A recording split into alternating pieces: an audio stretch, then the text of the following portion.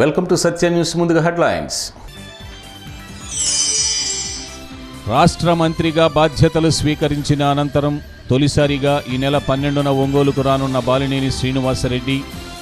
బాలినేనికి అపూర్వ రీతిలో స్వాగతం పలికేందుకు ఏర్పాట్లు చేశామన్న వైకాపా నాయకులు. పార్టీ శ్రేణులు, అభిమానులు భారీగా తరలి రావాలని పిలుపు.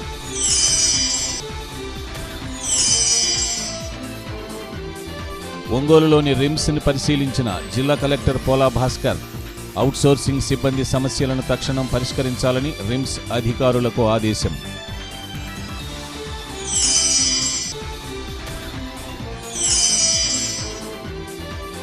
ఇళ్లు, దేవాలయాల్లో చోరీలకు పాల్పడుతున్న అంతర్జిల్లాల దొంగని అరెస్ట్ చేసిన పోలీసులు. సుమారు 7 లక్షలు విలువ చేసే చోరీ సొత్తు స్వాధీనం.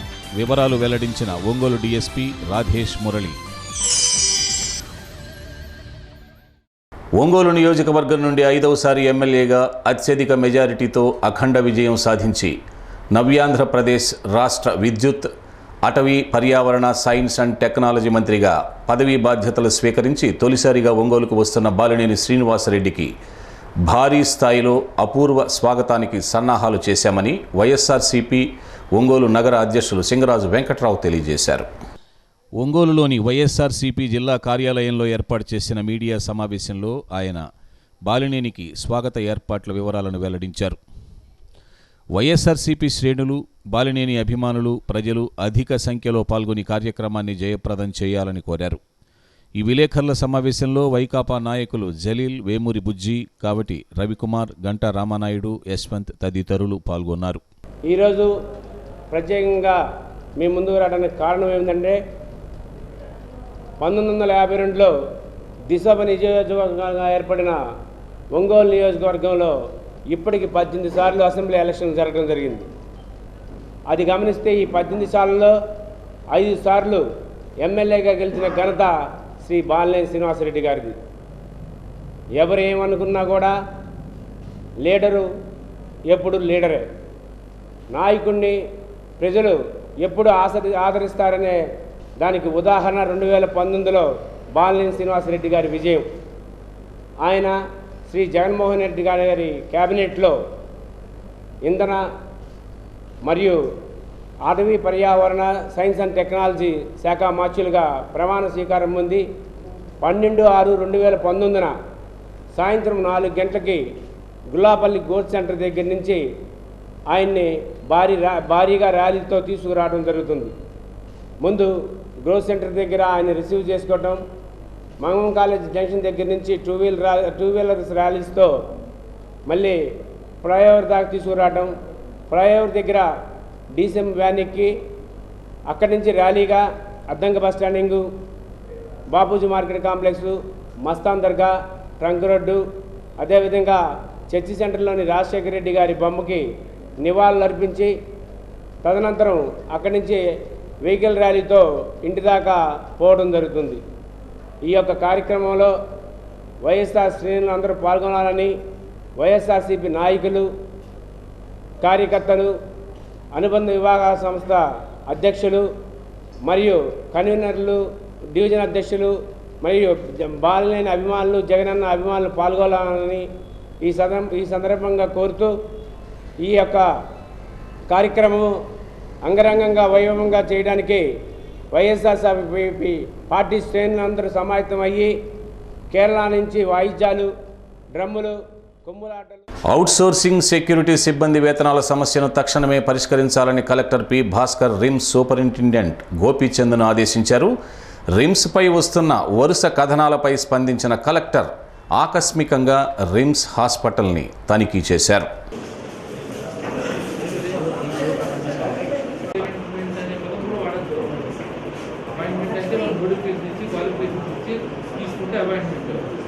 అదర్వైజ్ మనము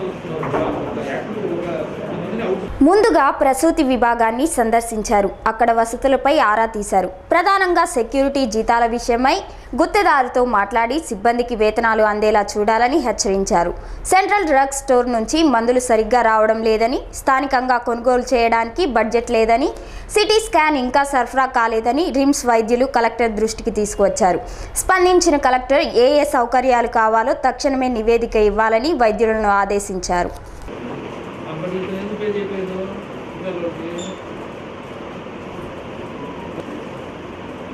దానికి ఏమి అప్పుడు బిల్డింగ్లో కరెక్ట్గా ఇచ్చేటప్పుడు ఒక పీరియడ్ మెన్షన్ చేయలేదా? 3 సంవత్సరాలు 4 సంవత్సరాలు అక్కడ రెన్యూవల్ చేయడం అదేం లేదా?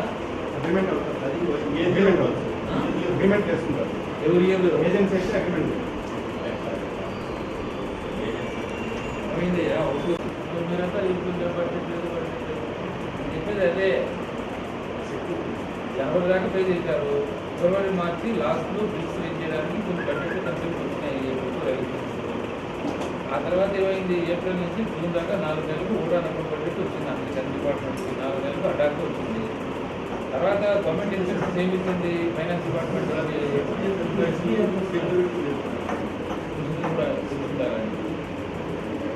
సో అప్పుడు ఏమైంది? గవర్నమెంట్ ఏమి ఇచ్చింది? ఏదైతే మీకు ఫిబ్రవరి మార్చి ప్రీవియస్ ఫైనాన్షియల్ పెండింగ్ ఉన్నాయో అవన్నీ కూడా ఈ ఓటాన్ అకౌంట్ బడ్జెట్లో ఏప్రిల్ మీద తర్వాత మాట ముందు బకాయిలు క్లియర్ అవ్వాలి కదా. ఓటాన్ అకౌంట్ క్యాచ్ చేసేమన్నారు కదా. తర్వాత మీకు 4 నెలలు బడ్జెట్ కాబట్టి ఈయన ఏం చేశాడు? అప్డేట్ చేసి మొత్తం 4 నెలలు పే చేశాడు. అంటే మీకు ఏప్రిల్ మే కూడా చేసావా? మరి అయిపోయింది కదా. వాళ్ళకి అయిపోయింది. వాళ్ళకి ఏమి ఇస్తున్నాం మనం? వాళ్ళ రెమ్యూనరేషన్స్ ఎలా ఫిక్స్ అయ్యి ఉన్నాయి? వాళ్ళ చేసే పనిని బట్టి ఉందా లేదా అందరికీ ఒకేలాగా ఉందా?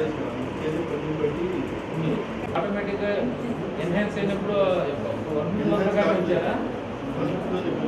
వాళ్ళు 3 ఎట్లా?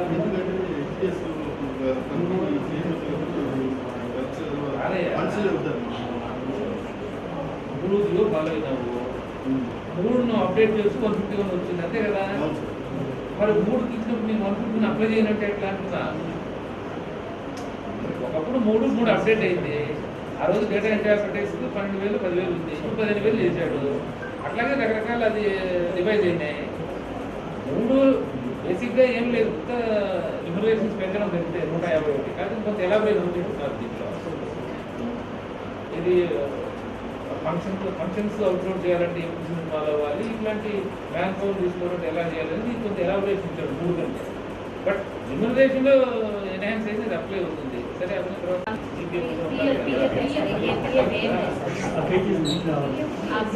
అడుగుతున్నాము. వాళ్ళు కరెక్ట్గా ఇవ్వలేకపోవడం వల్ల మనం చేయలేకపోతాం. కరెక్ట్గా ఇవ్వలేకపోవడం అంటే వాడు పే చేయకుండా ఉంటాడు.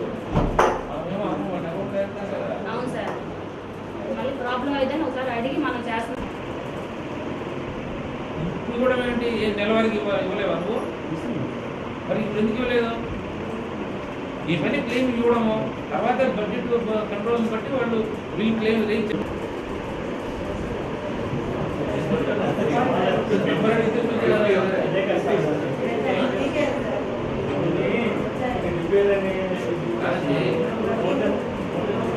పెట్టాలి. ఇది మీ కంట్రోల్ ఉందో లేదా? కట్టేసి ఇచ్చేవి అంత పని మెయింటెనెన్స్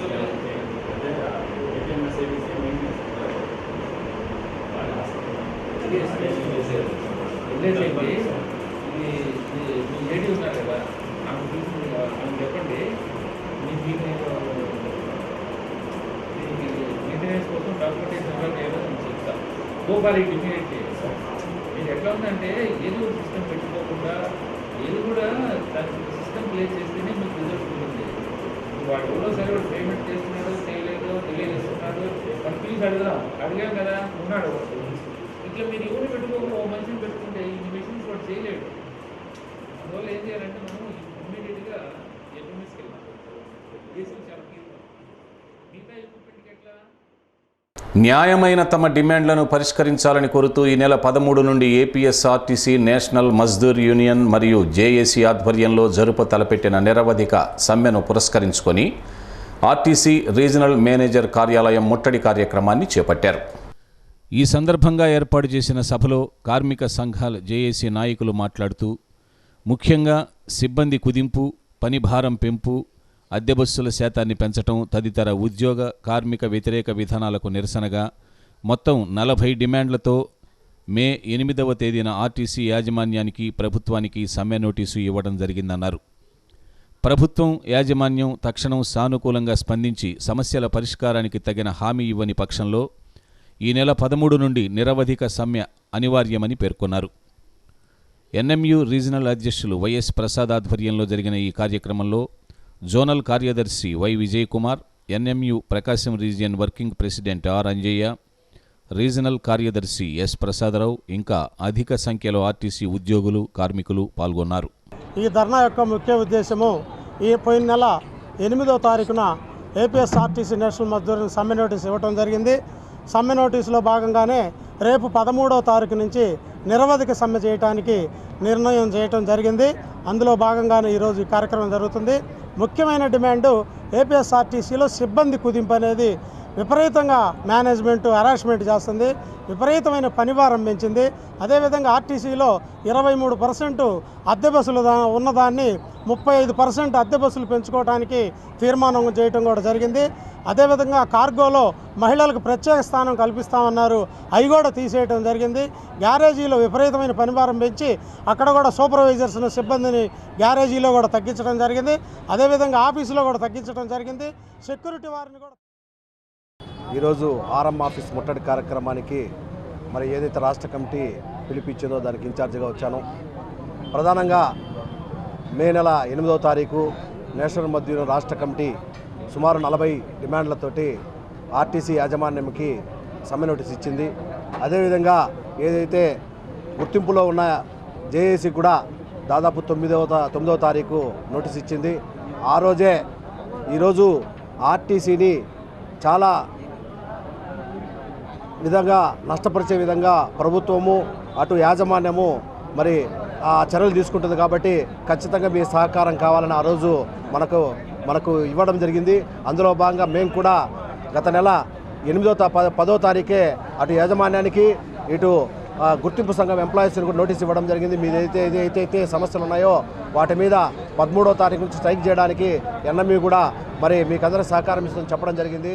అందులో భాగంగా ఈ నెల 3వ తారీఖు Lions club of Ongole citizens నూతన అధ్యక్షునిగా బ్రిలియంట్ కంప్యూటర్స్ అధినేత డాక్టర్ షేక్ న్యామ్తుల్లా బాషా ఎంపికయ్యారు. ఈ సందర్భంగా పలువురు లయన్స్ క్లబ్ ప్రతినిధులు, మిత్రులు, శ్రేయోభిలాషులు న్యామ్తుల్లాను ప్రత్యేకంగా అభినందించారు.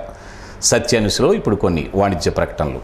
పరిపాలనా సౌలభ్యం కోసం అదనపు జిల్లాల ఏర్పాటు నిర్ణయం హర్షణీయమని, చీరాల కేంద్రంగా జిల్లా ఏర్పాటు ప్రతిపాదన న్యాయబద్ధమైనదేనని చీరాల జిల్లా సాధన సమితి ఐకాసా కన్వీనర్ టి దేవరాజ్ ప్రభు చీరాల సాధన సమితి జేఏసీ ఆధ్వర్యంలో కలెక్టరేట్ వద్ద ధర్నా చేపట్టారు. చిన్న ముంబాయిగా ఖ్యాతి పొందిన చీరాలలో వస్త్ర వ్యాపారం, చేనేత, జీడిపప్పు, అగరబత్తి వంటివి తయారీలో దేశంలోనే చీరాలకు ప్రత్యేక గుర్తింపు ఉందని దేవరాజ్ అన్నారు. అన్ని విధాలుగా చీరాలను పరిగణలోకి తీసుకొని జిల్లాలో ప్రకటించాలని ఆయన కోరారు. ఈ కార్యక్రమంలో జేఏసీ నాయకులు AM Venkatrao, B Paramesh, G Sivaramaprasad, P Sriram తదితరులు పాల్గొన్నారు.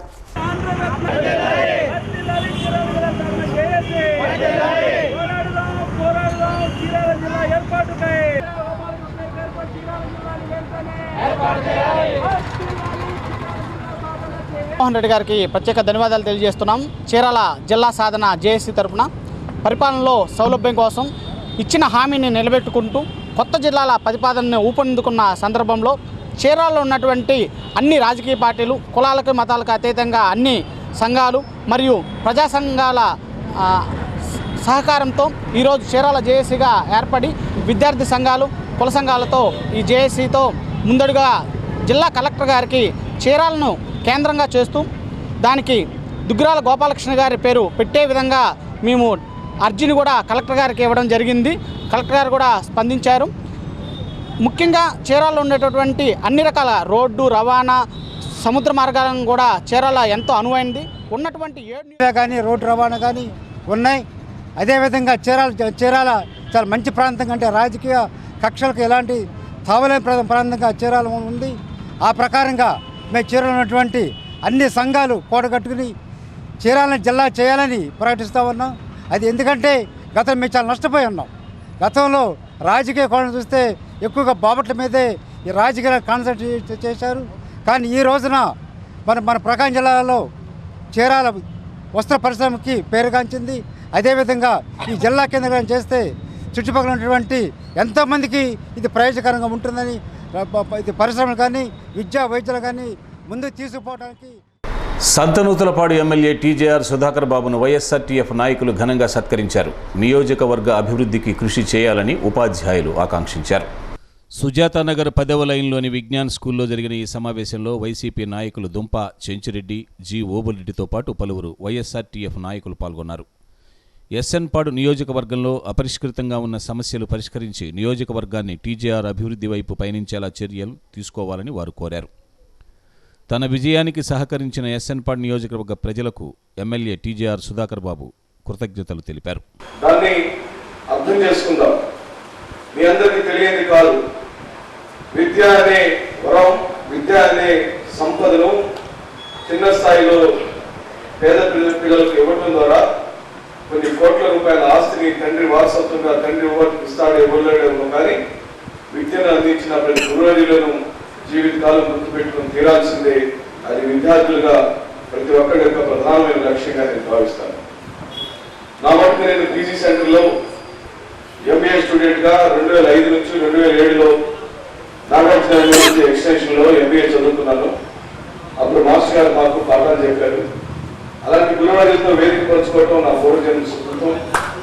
అలాగనే మీలాంటి మేధావుల మధ్యలో మీకు తెలియని రాజకీయాలు కాదు, మీకు తెలియని సమాజం కాదు, మీకు తెలియని మేధస్సు కాదు, మీ మధ్యలో మాట్లాడడం అనేది ఒక సాహసమే. అందుకే చెంచిరెడ్డి అన్న చాలా తెలివిగా మీకు ముందు మాట్లాడకూడదు అని అనుకున్నారు. పరంధామ్ రెడ్డి గారు కూడా తప్పించుకున్నారు.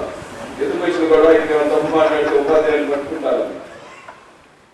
వేరే వేరే వాళ్ళు మాట్లాడి చివరి రోజు ఇంకా ఆ కూడా ట్రైన్ మన చివరి 6 పోస్టులు కలిగితే మనం ఓట్ చేయడం జరిగింది. అలా నాకు డబల్ సెక్యూరిటీ చేసేదానికి మార్షల్ ఎంట్రెన్స్ ఇస్తున్నారు.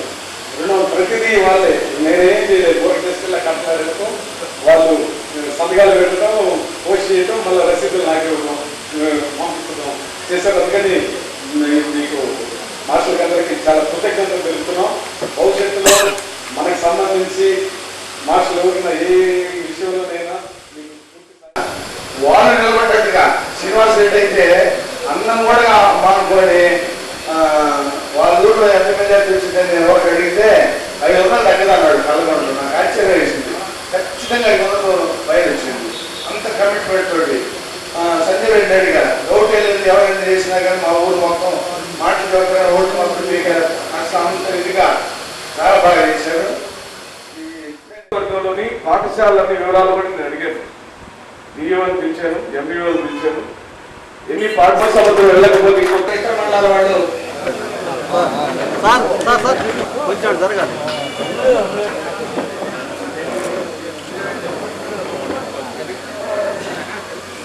స్టెప్ ఇన్ఛార్జి సీఈఓగా షేక్ మీరావలి నియమితులయ్యారు.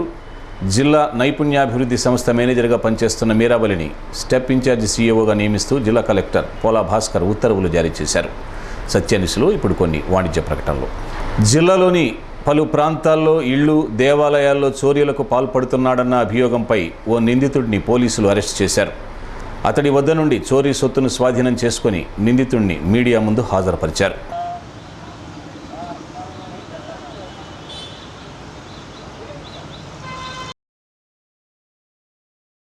ఒంగోలులోని తాలూకా పోలీస్ స్టేషన్లో ఏర్పాటు చేసిన విలేకరుల సమావేశంలో ఒంగోలు డీఎస్పీ రాజేష్ మురళి వెల్లడించిన వివరాల మేరకు పేర్నమిట్టకు చెందిన చిట్తోటి మధుబాబు గత కొన్నేళ్లుగా నేరాలకు పాల్పడుతున్నాడు.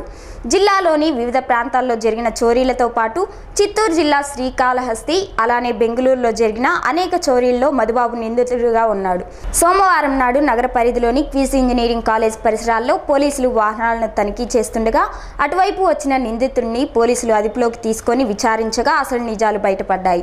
నిందితుడి వద్ద నుండి 1,50,000 విలువ చేసే టాటా ఎస్ వాహనం, 1,25,000 విలువ చేసే 4 బైకులు, 1,50,000 విలువ చేసే ఇంటి సామాగ్రి, 1,50,000 విలువ చేసే 40 గ్రాముల బంగారు ఆభరణాలు, మొత్తం 7 లక్షలు విలువ చేసే చోరీ సొత్తును స్వాధీనం చేసుకున్నారు.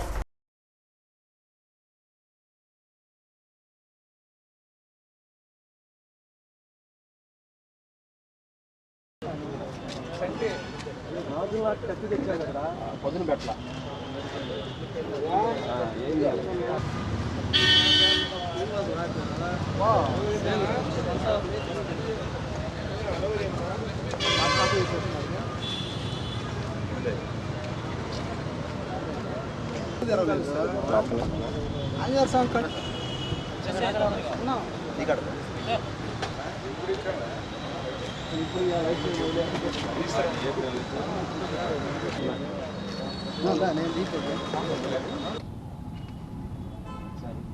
సార్ ఉండండి సార్ అలాగే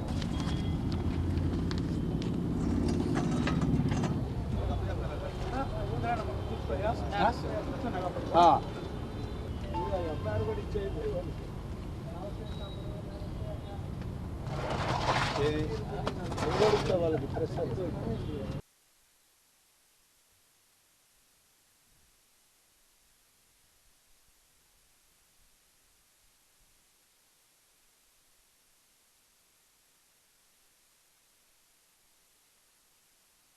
చిడితోటి తన్నీరు మధుబాబు అనే ప్రొఫెషనల్ అఫెండరు.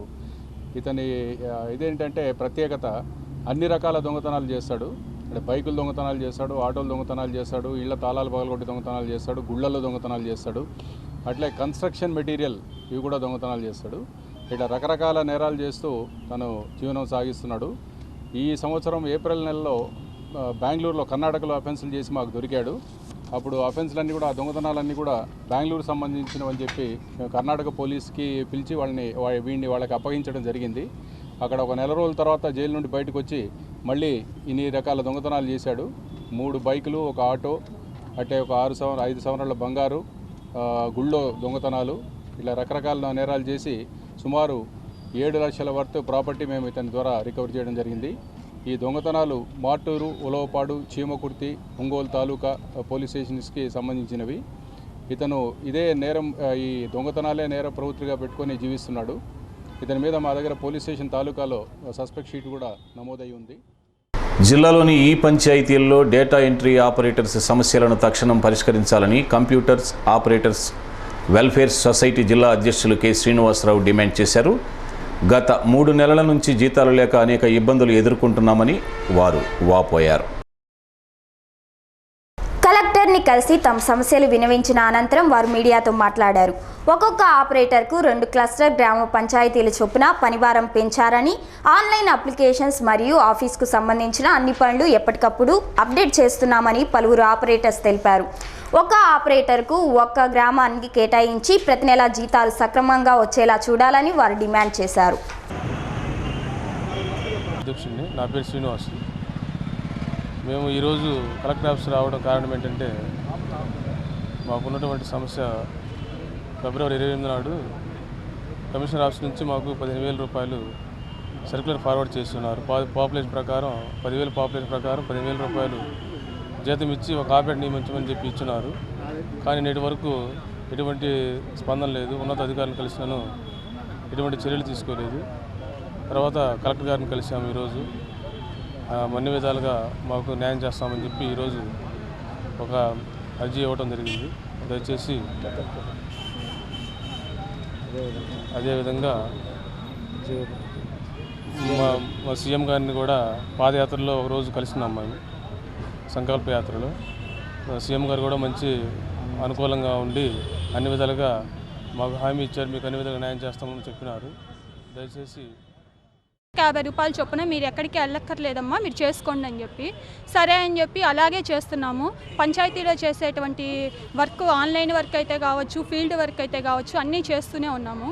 తర్వాత మొన్న 2019 ఫిబ్రవరి నెలలో కమిషనర్ గారి దగ్గర నుంచి 15,000 రూపాయలు పెంచమని చెప్పి జీవో తెచ్చుకున్నాం మేము. ఆయన కూడా పాపులేషన్ బేసిస్లో ఇచ్చారు. అలా 10,000 పాపులేషన్కి ఒక ఆపరేటర్ని తీసుకోమని చెప్పి ఇచ్చారు. అలా 10,000 బేసిస్కి 10,000 పాపులేషన్కి ఒక ఆపరేటర్ని తీసుకున్న పక్షంలో ఒక్కొక్క ఆపరేటర్కి 4-5 ఊర్లు కూడా అవుతాయి. అలాంటి పక్షంలో పోనీ అదే చేస్తాము, మాకు వేరే గత్యంతరం లేదు, అదైనా చేయండి అని చెప్పి ఫిబ్రవరి 28, 2019 ఆర్డర్ ఇచ్చారు. మరుసటి రోజు నుంచి కూడా మేము అన్ని జిల్లాల్లో చేస్తున్నాము. మాకు ఇంప్లిమెంటేషన్ చేయండి, కమిషనర్ గారు ఆర్డర్ పంపారని. చిత్తూరు కొన్ని జిల్లాల్లో అయితే ఇంప్లిమెంటేషన్ అయిపోయినాయి, కానీ మన ప్రకాశం జిల్లాలో మాత్రం కాలేదు. జగన్ గారిని కూడా పాదయాత్ర సందర్భంలో కలిస్తే ఆయన కూడా మా విన్నపం విని తగిన సహాయం చేస్తాను మీకు, మీరు అసలు కాంట్రాక్టు అవుట్సోర్సింగ్ రెండూ కాకుండా ఇది పద్ధతి కరెక్ట్ కాదు, ఖచ్చితంగా మిమ్మల్ని రెగ్యులర్ చేసే అవకాశం ఉన్నదమ్మా, మేము చేస్తాము, తర్వాత కలవండి అన్నారు. 2-3 రోజులు ఒంగోలు సమీపంలోని వల్లూరు గ్రామంలో వేంచేసి ఉన్న శ్రీ వల్లూరమ్మ దేవస్థానంలో భక్తులు ప్రత్యేక పూజలు నిర్వహించారు. అమ్మవారికి పొంగళ్లు సమర్పించి తమ మొక్కులు తీర్చుకున్నారు.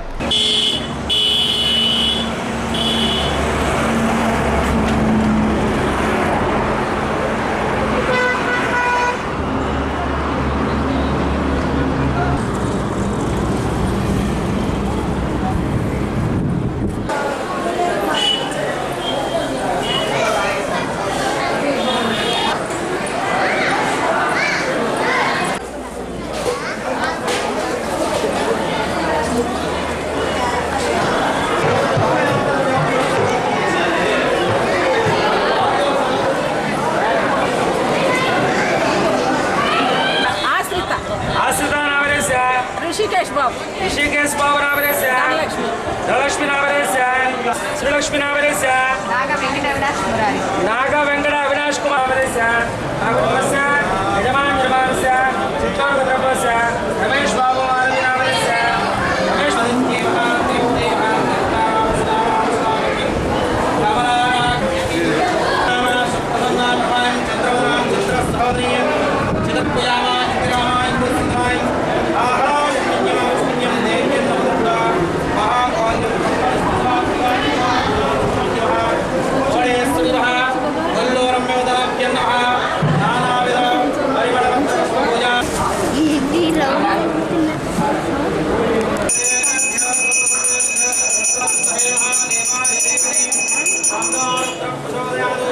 ब्रह्मा शिवो मेस्तु साश्वं नमः पार्वतीपते हर हर महादेव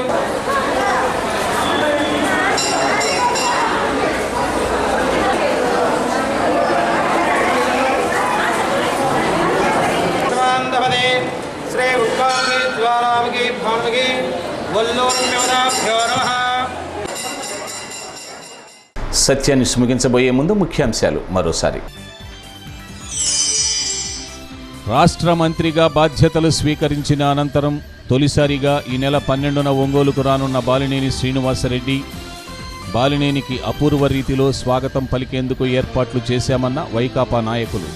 పార్టీ శ్రేణులు అభిమానులు భారీగా తరలి రావాలని పిలుపు.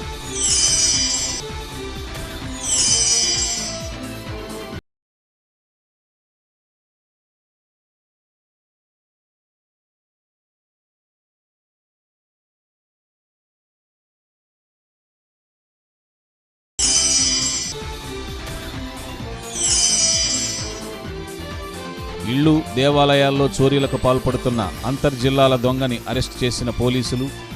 సుమారు 7 లక్షలు విలువ చేసే చోరీ సొత్తు స్వాధీనం.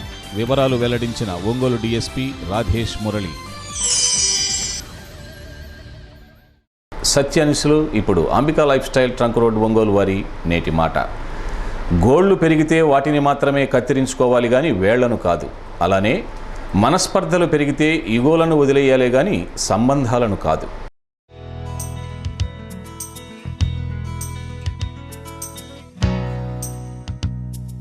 సత్య న్యూస్ ఇంతటితో సమాప్తం. నమస్కారం.